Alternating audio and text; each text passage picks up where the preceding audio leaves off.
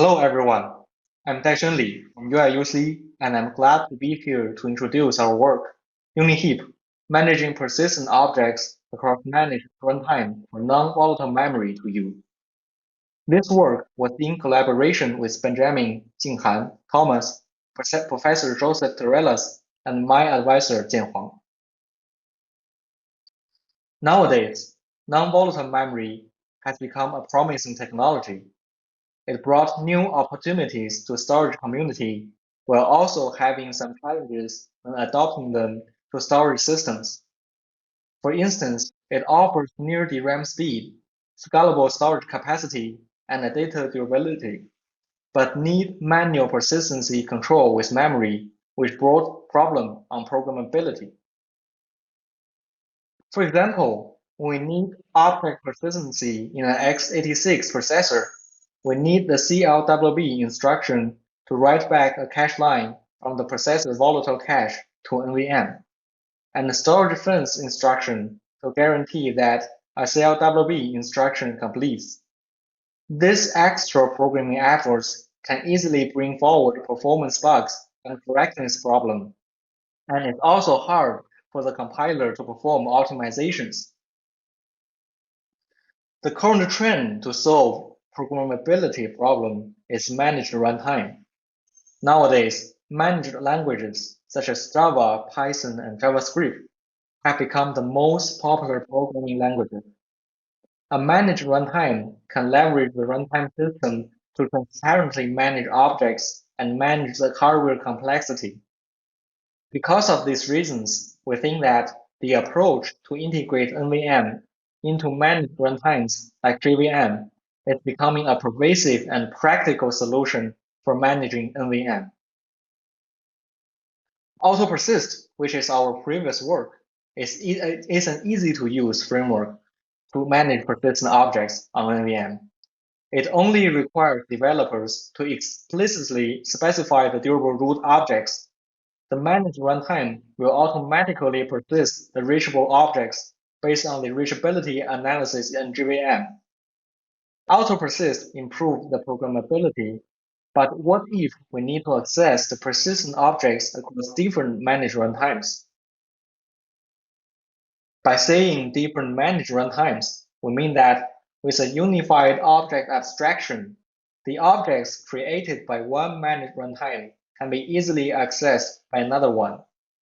This property will benefit many real-world application cases, such as in web services, a Java server persists its objects in NVM and allows a Python client or a JavaScript client to access them directly. Or in shared libraries, programs in different languages concurrently access shared persistent objects. In data analytics, multiple Java programs concurrently access a persistent object. To achieve this property, we need a unified interface to access persistent objects. There are mainly two kinds of state-of-the-art object sharing framework. One is Thrift and Protobuf. They are scalable cross-language RPC protocol, which requires serialization and deserialization when it generates template codes, which brought significant overhead. The other is shared memory. It enables object sharing across Java and Python runtimes through shared memory, but it does not support NVM, and thus lack of data persistent optimizations. To enable fast object sharing on NVM, we present UniHeap, a new NVM framework for managing persistent objects. It proposes a unified persistent object model that supports various managed runtimes and manage NVM within a shared heap that enables cross-language persistent object sharing. There are mainly three challenges for UniHeap. First is that it should provide a simple and unified object model that can easily support a new runtime, which will pave the way for its generic use. Second is that it should manage runtime objects in NVM efficiently while ensuring the crash safety for object operations with low data persistent overhead. Third is that it would have an efficient and correct GC. As for the unified object model, UniHeap does not introduce new type system. UniHeap provides two built-in types, numerical type and reference type. It does not provide container types, such as list, dictionary in Python, and developers can implement their own container type based on these built-in types. As shown in table, the numeral type includes char, short, int, long, float, and double. For the reference type, the object field stores the pointer to other persistent objects. It is also worth noting that array is not treated as an object in UniHeap. Thus, its object field can store a pointer to an array. As we provide a transparent type system for managed runtime, different managed languages need to map their type into the type system of UniHeap. The mapping is also shown in the table. UniHeap stores persistent objects in shared NVM heaps. It organizes the shared NVM heap into 5 regions as shown in the figure. Here, we want to emphasize the out-of-place update to reduce persistent overhead shown in the left figure. We use out-of-place update because the traditional ways, redo and undo log, brings duplicate write overhead comparing to the out-of-place update. So to facilitate out-of-place update, we decouple the object header from its database on the inside that object header is not frequently updated in a transaction. We store the object header in the object region and object data in the log region. Once a managed runtime allocates an object from the shared NVM heap, UniHeap will bound the pointer in the object region to allocate an object header. UniHeap uses transactions to ensure data persistency of object updates. Each durable transaction has a transaction header. Multiple transactions are organized into a linked list. Each transaction can have multiple logs to store the out-of-place updated data. The out-of-place update approach can reduce the write traffic to NVM. However, it also requires address remapping to retrieve the latest data for read operation. UniHeap employs a per-object mapping table for address translation. Since each object field has a fixed index value during the object lifetime, UniHeap uses the field index to store the address of the latest updates in the log region. UniHeap also caches the object field index table in the fast DRAM for further performance improvement. So other detailed implementation can be found in the paper.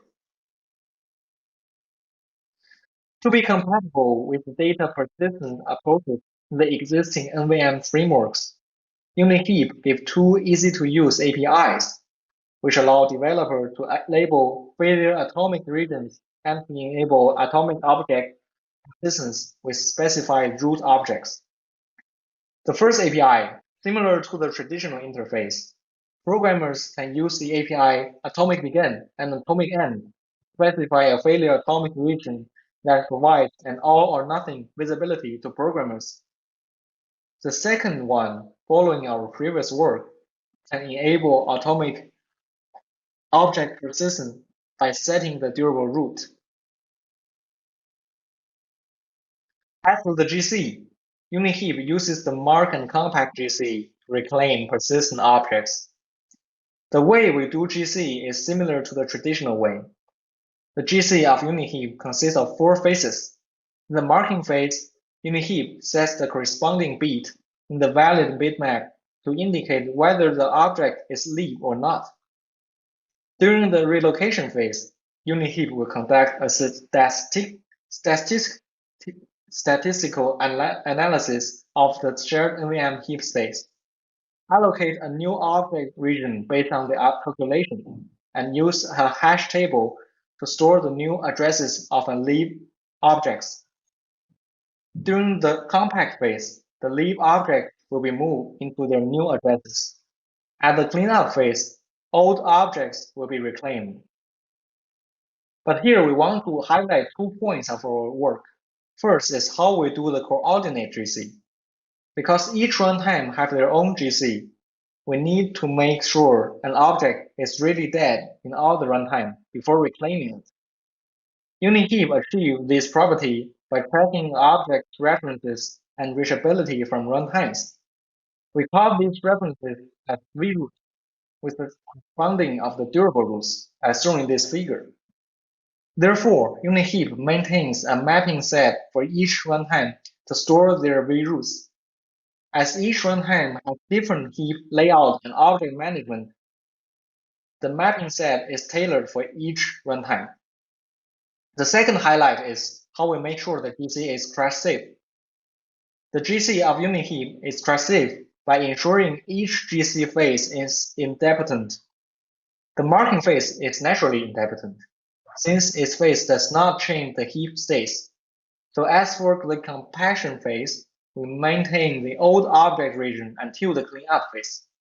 Therefore, upon a crash or failure, UniHeap can redo the GC during the system recovery. Now we come to the implementation part. The UniHeap framework is implemented as a shared library, including UniHeap interface and GC for the log region. As for the shared NVM heap, UniHeap uses a memory map interface with direct access, enabled for fast access to the NVM device. Each runtime module will dynamically load this shared library at the runtime initialization. In our evaluation, we use a 24-core Intel second generation Xeon and a 128 GB Intel Optane as our experimental setup, and the benchmarks are also listed here. We first examine the performance benefit of UniHeap on persistent object sharing. On the micro benchmarks, as shown in this figure, both UniHeap and shared memory performs 2 to 3 times faster than Swift.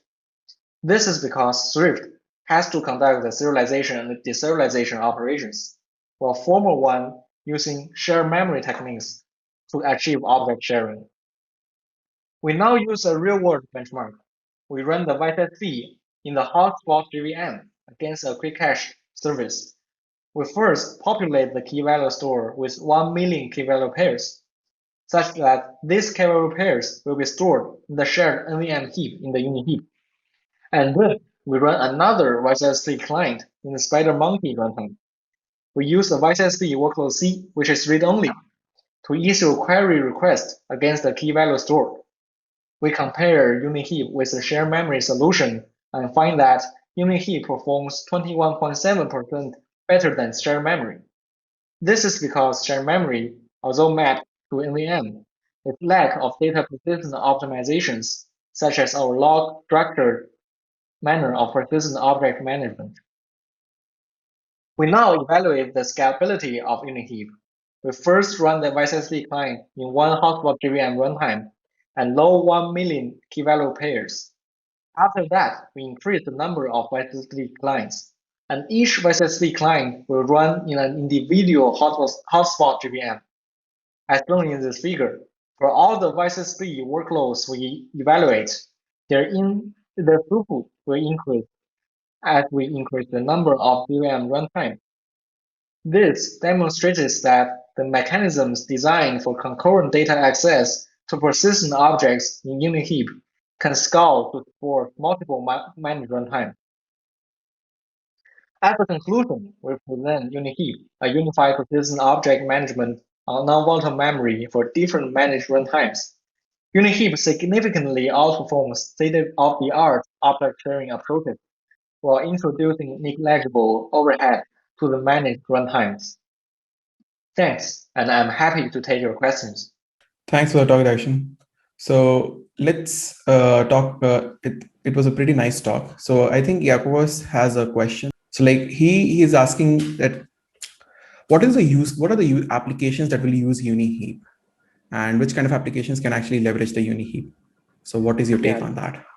Yeah, so in fact, in our slides, we talk about this. So for example, the web service applications, a Java server may persist its own objects in the end, and the clients may access them in the shared manner. And so we want to highlight that. So we want to make UniHeap the same abstraction like a file system, so it can support many languages and many frameworks. Yeah.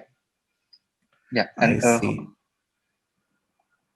So in the sense, like how many lines of code do you have to modify for the support if you're trying to change any of the applications?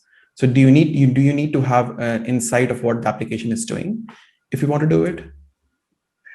So for each language, we need to write a module for that language, and to do the type translation and to do the GC. Yeah. So so that is we do not need to modify too much in the very high level, but we need to write a module for that.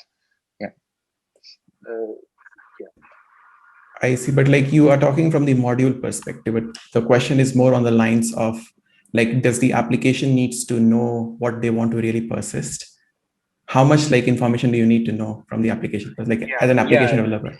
Yeah, the application needs to know what they want to persist. Yeah, and it need to specify their persistent.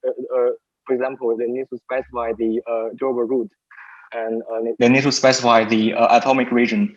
Yeah. I see. I had another technical question was like, since you're doing out of place updates, so what is your take on the fragmentation issue? Because if you look at, so do you get any, can you have any fragmentation issue over the period, or it's not a valid concern? Pardon me, I'm not so clear about this question yet. So what I'm trying to ask is like, so because you do out of place updates, you're not really updating in the same region, like the data, you're just trying to append. So can it have like fragmentation issue if you're trying to update, or like nothing will of that kind will happen if you're trying to do updates for the application? So a fragmentation is not an issue here. Yeah. Okay. And yeah. I think that is the answer. Yeah. Okay.